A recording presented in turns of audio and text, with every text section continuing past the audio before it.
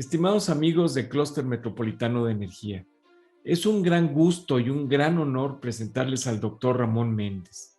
El doctor Méndez fue director de energía del gobierno del Uruguay. En 2016 fue nombrado por la revista Fortune como una de las 50 personas más influyentes del mundo. En la década de 1970, la energía eléctrica generada en el Uruguay provenía básicamente del petróleo, causando contaminación ambiental y fluctuaciones en el precio del combustible.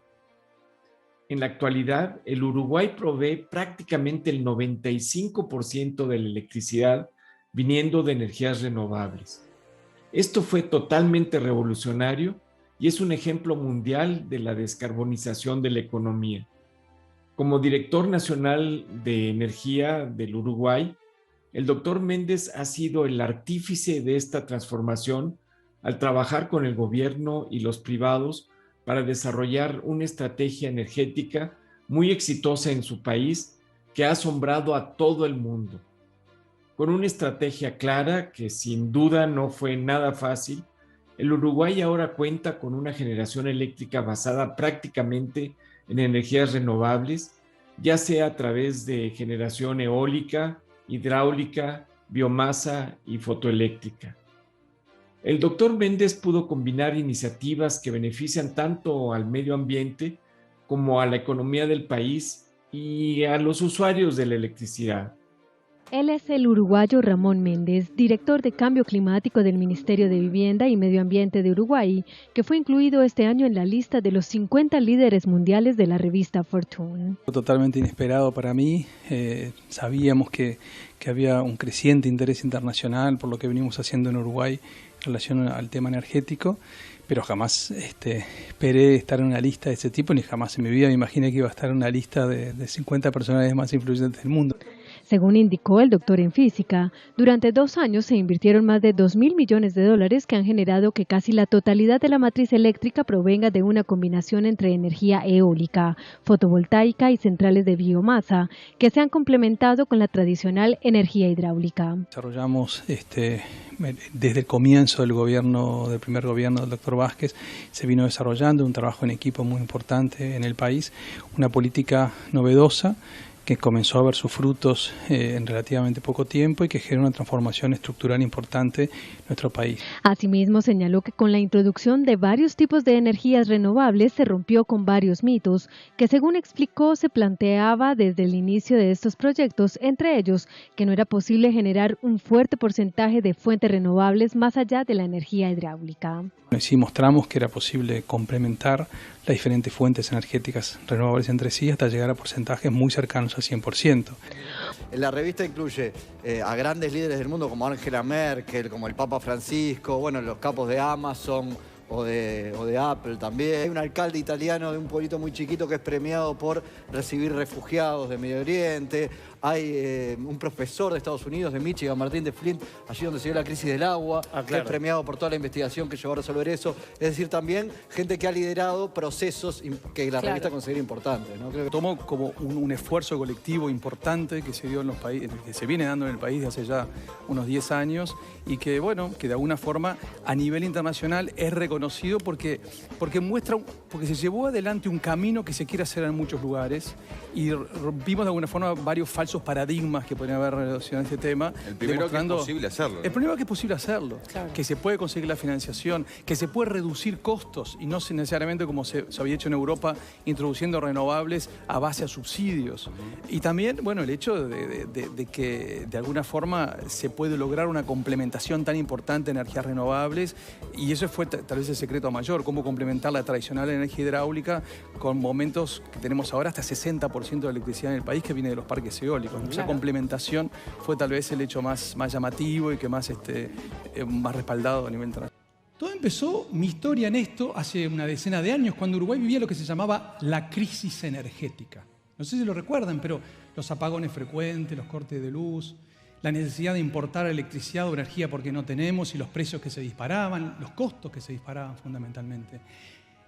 Las consecuencias de la crisis del 2002, que nos había llegado a que se multiplicaran por 4 la cantidad de hogares que porque no podían pagar la luz se colgaban a la red eléctrica 100.000 hogares. Y en ese contexto habían empezado a aparecer las soluciones mágicas, que la solución para el tema energético era una central nuclear, que había que importar carbón. Y a mí me sorprendía desde mi mirada, en ese momento yo era director del Instituto de Física en la Facultad de Ingeniería, y yo decía, los problemas complejos en realidad no tienen soluciones tan lineales y tan simples. Y lo que puse a hacer fue estudiar el tema. En mis tiempos libres me puse a analizar qué era esto del problema energético. Pero además de que cada ser humano consume cada vez más energía, la población del mundo no dejó de crecer de forma muy importante. Y si sumamos las dos cosas, el crecimiento del consumo propio y el crecimiento de la población, llegamos a esto. Es decir, el consumo de energía no ha cesado de crecer. Fuentes abastecemos todas nuestras necesidades energéticas. Lo que nos encontramos es que el petróleo, el carbón, el gas natural, es decir, los combustibles fósiles, son los que abundan. Que de hecho casi el 90% de toda la energía que consumimos, desde para transportarnos hasta generar productos, o para calefaccionarnos, o para cocinar, o para lo que sea, casi el 90% son fuentes no renovables. Porque además de tener que satisfacer las necesidades crecientes de una humanidad cada vez más demandante de energía, tenemos que hacerlo tratando de que no se nos rompa el equilibrio económico mundial, que frenemos el cambio climático y que contribuyamos a generar una mayor equidad en el mundo. Seguramente lo más notable es que tenemos un 57% de energías renovables. El promedio mundial...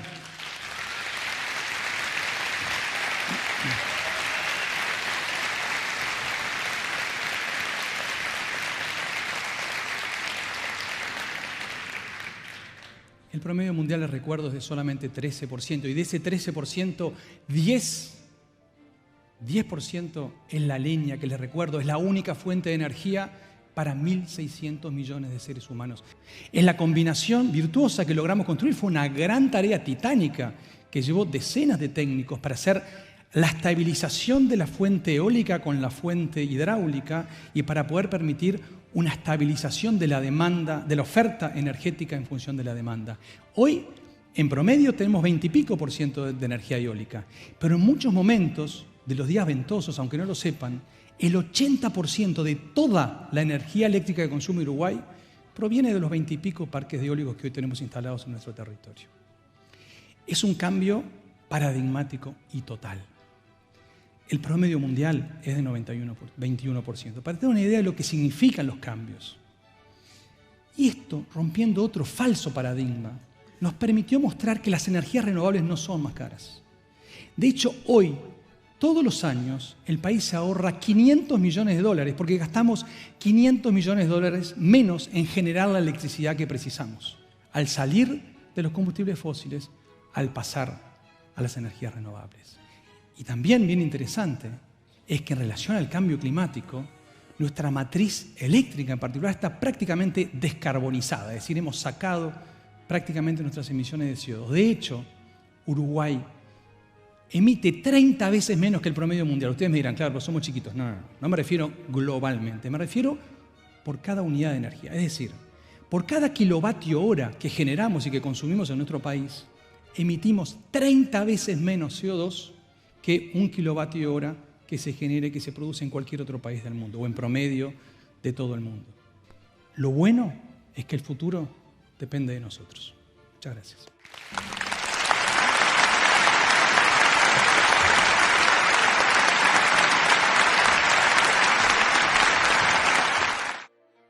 Intentamos hacer, ya en el gobierno anterior, a partir del año 2008 en particular se intensificó la mirada esta, fue definir una política a largo plazo, y para poder tener una política a largo plazo tiene que ser una política integradora, es decir, una mirada global del tema energético, no de un proyecto en particular o de un energético particular, sino mirar los temas tecnológicos, temas económicos, temas éticos, los temas sociales, ambientales, geopolíticos, todo lo que involucra el tema energético y en toda su mirada, desde la oferta energética, qué tipo de energía, los diferentes sectores de consumo dentro del país, los diferentes sectores de los combustibles, el sector de la electricidad, o sea, la mirada global, y a partir de allí definir una política que englobe todo eso, toda la mirada, y que busque dónde tiene que estar el país en 5 años, en 10 años, en 30 años.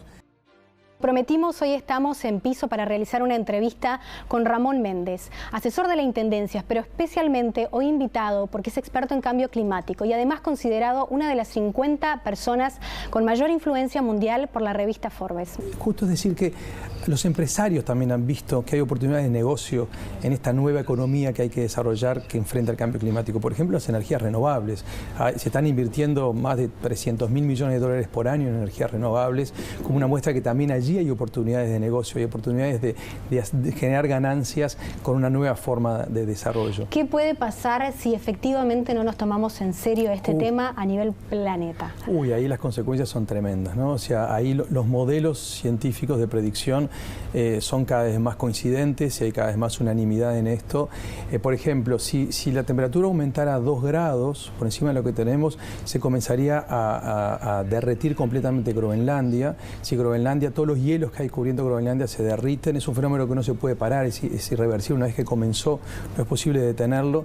Y ahí el nivel de los mares sube 7 metros, con lo cual hay alrededor de 1.200 millones de personas, o sea, 400 veces la población de Uruguay, que tiene que desplazarse porque se inundarían los hábitats donde están viviendo hoy. Eso por citar una consecuencia.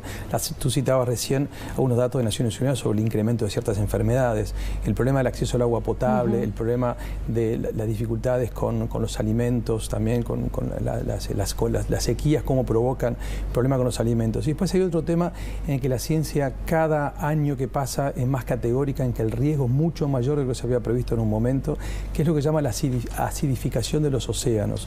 Los océanos absorben una buena parte de los gases, fundamentalmente el CO2, que es algo que emitimos cada vez que consumimos combustibles fósiles. Y esa absorción por los océanos está transformando completamente la cadena de los océanos y las consecuencias ahí pueden ser mucho más graves todavía. Brevemente, ¿Uruguay está actuando? Claro, por supuesto. Uruguay, como muchos países, viene actuando desde hace bastante tiempo. De hecho, en el año 2009, no en la administración anterior, sino en la anterior, en la primera presidencia del doctor Vázquez, se creó lo que se llama el Sistema Nacional de Respuesta al Cambio Climático, que reúne 9 ministerios y al Congreso de Intendentes, y que lo que hace es definir de qué manera Uruguay está enfrentando el cambio climático, y desde entonces, bueno, se llevaron adelante una cantidad de acciones muy significativa. En esta conferencia del doctor Ramón Méndez se describirán los principales ingredientes técnicos, económicos, institucionales y políticos que hicieron posible esta transformación, haciendo especial énfasis en las lecciones aprendidas que podrían contribuir a la reflexión sobre el proceso energético mexicano y latinoamericano. El doctor Ramón Méndez Galén es directivo ejecutivo de IVY.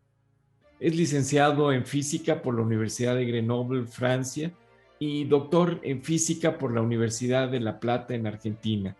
Es reconocido por haber liderado el diseño y la implementación de políticas públicas orientadas a promover las energías renovables, a dar respuesta al cambio climático y de manera genérica a la transformación sostenible, combinada con una variada y vasta experiencia en organismos internacionales y con una rica vida académica.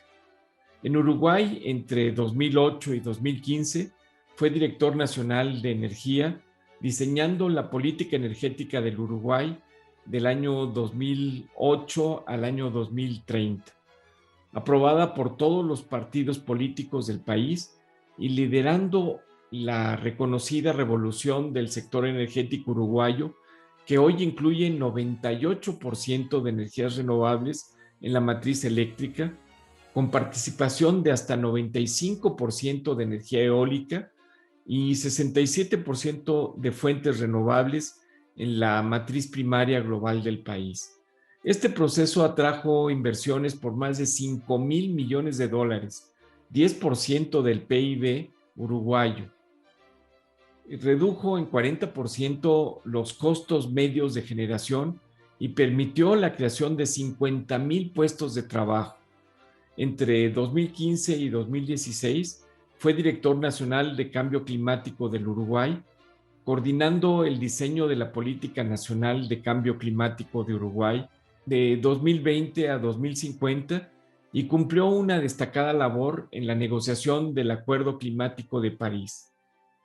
Entre 2016 y 2019 fue el director general de planificación de la Intendencia de Montevideo, a cargo de la planificación estratégica de Montevideo para el mediano y largo plazo, con foco en los ODS y la resiliencia, la planificación territorial y la gestión de proyectos energéticos. En materia internacional, el doctor Méndez fue presidente por 2 periodos del Consejo Directivo de la Agencia Internacional de Energías Renovables, el IRENA, integrante del Board de Directores del Green Climate Fund y vicegobernador por Uruguay en el Organismo Internacional de Energía Atómica, sumado a numerosas actividades de asesoramiento a diversos gobiernos y organismos en todo el mundo. Como académico, tiene una obra de 100 de publicaciones en temas diversos. Fue docente e investigador en universidades de Argentina, Brasil, Francia, Estados Unidos, Italia y Uruguay, y ha sido invitado a presentar seminarios científicos en más de 30 centros de investigación de 20 países. La revista Fortune lo incluyó en la lista de los 50 principales líderes mundiales en el año 2016 por haber mostrado que es posible descarbonizar una economía. Muchas gracias, Ramón, por estar con nosotros.